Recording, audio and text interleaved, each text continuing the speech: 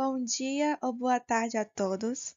Não sei em que horário vocês estarão vendo esse vídeo, mas gostaria de agradecer pela oportunidade de estar apresentando o nosso artigo aqui na Semana da Engenharia do campus do Mucuri e agradecer também pela oportunidade de ter a ajuda do Juliano Esteves, coordenador do DR, para a realização dessa pesquisa em campo e pela transmissão de conhecimentos que tivemos durante esse percurso.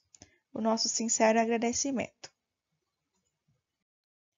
Esse artigo ele foi escrito por mim, Karen Guimarães, e pelos seguintes autores: Éder Júnior de Souza, Gustavo Silva Nogueira, Luan Pereira Salim, Tainá Moreira Chaves e Lucas Ferreira Freitas. Nesse vídeo será apresentado de maneira sucinta os seguintes tópicos: introdução, metodologia, resultados e discussões e as considerações finais. Bom, o pavimento ele é uma superestrutura constituída por um sistema de camadas de espessuras finitas, elas sendo assentes sobre um semi-espaço e a infraestrutura ou terreno de fundação que são denominados de subleito. De acordo com o autor Pastana, em 2006, o pavimento ele tem a finalidade de resistir aos esforços verticais que são oriundos do tráfego. Além disso, ele também tem a finalidade de melhorar as condições de rolamento quando se refere ao conforto e à segurança, além de resistir aos desgastes, que são os esforços horizontais, tornando mais durável a superfície de rolamento. Ainda segundo o autor, as cargas solicitadas em um pavimento elas são transmitidas por meio das rodas pneumáticas dos veículos, sendo que a área de contato entre os pneus e o pavimento eles exercem pressões sobre o mesmo. Bom, existem três tipos de pavimento: o pavimento rígido, o pavimento semirrígido e o pavimento flexível. O pavimento rígido é aquele que o revestimento é constituído por placas de concreto de cimento Portland. Esse revestimento ele possui uma elevada rigidez quando se comparado às camadas inferiores e espessura fixa em função da resistência à flexão das placas. Então, ele absorve praticamente todas as tensões provenientes do carregamento aplicado a essas placas de concreto. E elas são assentadas sobre o solo de fundação ou uma subbase que vai desempenhar a função de revestimento e base. Elas podem ser armadas ou não com barras de aço. Já o pavimento semirrígido, ele é um tipo de pavimento que é constituído pelo revestimento asfáltico e as camadas de base e subbase com material estabilizado com adição de cimento. Ele é um tipo de pavimento que tem uma deformabilidade maior que o pavimento rígido e um pouco menor quando se comparado com os pavimentos flexíveis. Já o pavimento flexível é aquele em que o revestimento é composto por uma mistura de ligante asfáltico e agregados. Esse revestimento asfáltico ele é sobreposto às camadas de base, subbase e reforço do subleito. Aqui no Brasil, o pavimento flexível ele é o mais utilizado nas rodovias brasileiras, sendo que elas são de suma importância para o desenvolvimento do país, uma vez que ele é o principal meio de transporte utilizado. De acordo com a CNT, no ano de 2019, esse desenvolvimento em nível social conta com 95% da locomoção de pessoas e em nível econômico com 61% do transporte de produtos. É importante salientar que, devido à quantidade grande de transporte terrestre, o pavimento flexível ele não resiste por muito tempo, sendo realizado constantes reparos que vão acarretar alterações e surgindo assim o que a gente denomina de patologia da pavimentação. Essas patologias, elas podem ser classificadas de modo geral em fissuras, trincas, corrugação, exudação, desagregação, remendos, afundamentos, ondulações ou buracos. Muitas dessas patologias, elas ocorrem devido à má execução do projeto dos pavimentos flexíveis ou devido à recuperação do mesmo, além da sobrecarga de veículos e cargas e fatores climáticos.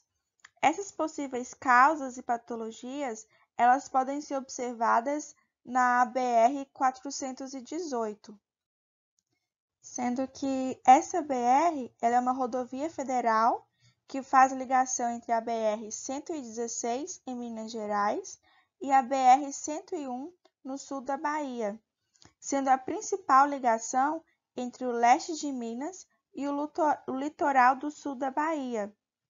A estrada ela tem início em Teófilo Otoni, Poço da Mata, na Bahia, e cruza a BR-101 e segue até Caravelas, no litoral baiano.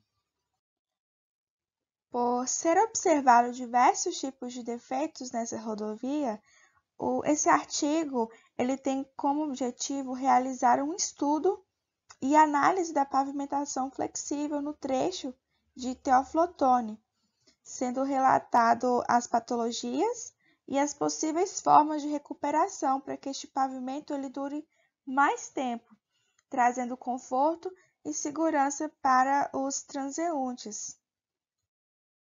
Para a idealização deste artigo, deste trabalho, foi realizado um levantamento de campo na BR-418, tendo como ponto de referência a sede do DR de Minas Gerais, que está localizado na Avenida Sidônio Otoni, e finalizando próximo ao quilômetro 166. Essa pesquisa de campo ela foi realizada com registros fotográficos e em consulta com profissionais da área, além de utilizar referências bibliográficas. Para relatar e descrever as possíveis causas e soluções para as patologias encontradas no pavimento flexível, foi pesquisado em bibliografias e artigos as seguintes informações: o que são pavimentos flexíveis, os tipos de patologia em pavimentos flexíveis, as estimativas das causas e as possíveis soluções. Dessa forma, foi realizado então um diagnóstico das patologias encontradas no campo de pesquisa e suas soluções conforme os materiais encontrados. Durante a pesquisa de campo, foi constatado na BR-418 alguns tipos de patologias, sendo que as mais encontradas foram as ondulações, exudações e fendas, conforme pode ser observado nas figuras 1 e 2.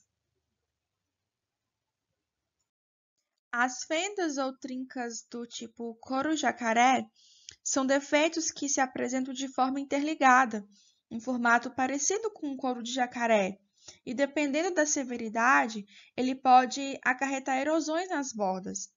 Geralmente, essas trincas elas são associadas a problemas de base ou drenagem, podendo ser resultado de efeitos cumulativos do carregamento sucessivo, ação climática, devido aos gradientes térmicos de envelhecimento do ligante, perda da flexibilidade, compactação deficiente do revestimento e acréscimo da espessura do filme asfáltico. De acordo com DENIT, os pavimentos flexíveis eles podem desenvolver trincas quando estão estruturalmente inadequados para as cargas do tráfego que estão sujeitas, sendo um caso específico da BR-418.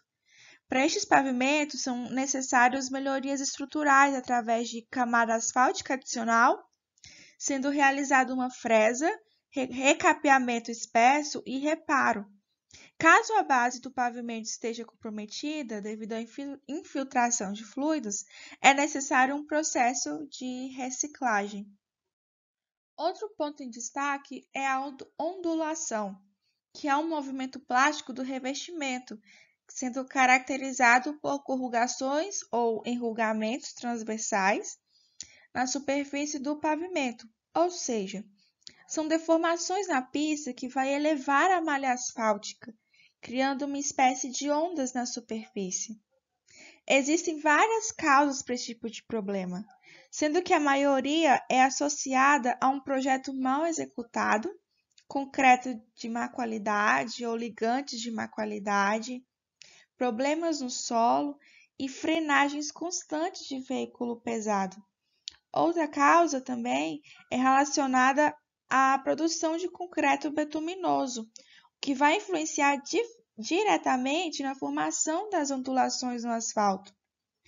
Quanto à exudação, ela é caracterizada por transformar um filme de material betuminoso na superfície do pavimento, dando um aspecto brilhante. Geralmente, isso ocorre devido à presença dos ligantes em excesso. E quando a temperatura está elevada, o asfalto se dilata e esses ligantes, devido à dificuldade de ocupar os espaços vazios ou por estarem em excesso, eles migram para a superfície do pavimento. Sendo assim, foi constatado a presença tanto das ondulações quanto da exudação no trecho em pesquisa, conforme nas figuras apresentadas nesse slide. Durante a pesquisa, no trecho em estudo, foi constatado que o pavimento ele não foi dimensionado de forma adequada para o tráfego que é recebido atualmente, o que sofre um excesso de carga e altas velocidades. E por se localizar próximo a curvas, as deformações elas podem ter ocorrido também devido a torções causadas pelos pneus dos veículos. Além disso, há uma espessura excessiva da capa asfáltica, sendo realizado constantes reperfilagem sem a fresagem do pavimento inferior. Outro fato a destacar é que esse pavimento ele se encontra em uma região de altas temperaturas entre os meses de dezembro a março, o que influencia bastante na dilatação dos ligantes em excesso, causando tanto as trincas quanto a migração dos ligantes para a superfície do pavimento. Então, para ambas as patologias encontradas, se faz necessário a fresa e o recapeamento utilizando o material com teor betuminoso adequado. Além disso, foi realizado estudos que indicam que essas patologias podem comprometer a integridade da via. Isso em relação à qualidade de rodagem, à segurança física, estrutural, conforto visual e outros problemas. Então, é necessário desenvolver estudos específicos nessa região, assim como investimentos, para que haja um tratamento dessas patologias e uma melhoria das técnicas executivas na região, além de manutenções preventivas, corretivas pelo órgão responsável, para que evita o comprometimento dessa rodovia. Aqui nós temos algumas das referências utilizadas para compor essa apresentação e, no mais, os nossos sinceros agradecimentos. Um bom dia a todos.